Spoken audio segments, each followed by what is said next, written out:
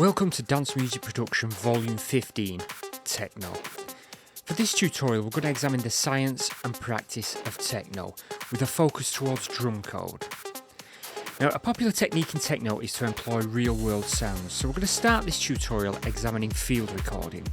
We're going to leave the studios for a short time to record real-world sounds, before then returning and showing some of the ways that we can manipulate them for this particular genre.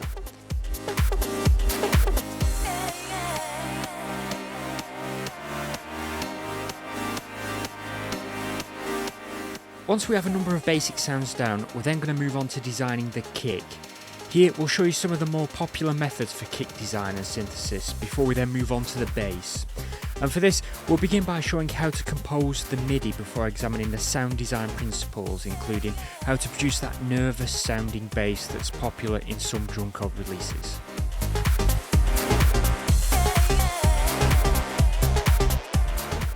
Once we have the basic groove down, we're going to move on to the leads, and here we'll spend an hour or so examining lead composition, synthesis and production values, including a look at syntactic ambiguity and multi-measure patterning. And then once we have the lead down, we're then going to move on to percussive elements of techno.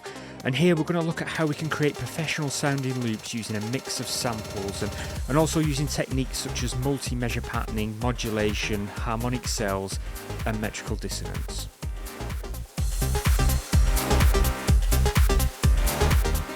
We'll then move on to looking into how to create those classic vocal swirls and the importance of vocal repetition in the background of techno. And alongside this, we'll look at the uses of cross-processing leads and how to give our track some real direction. And then finally, we'll finish by spending a few hours on the arrangement. Here we'll examine some of the most popular techniques employed in arranging techno, and we'll also take a look at some other production values such as mid-side processing.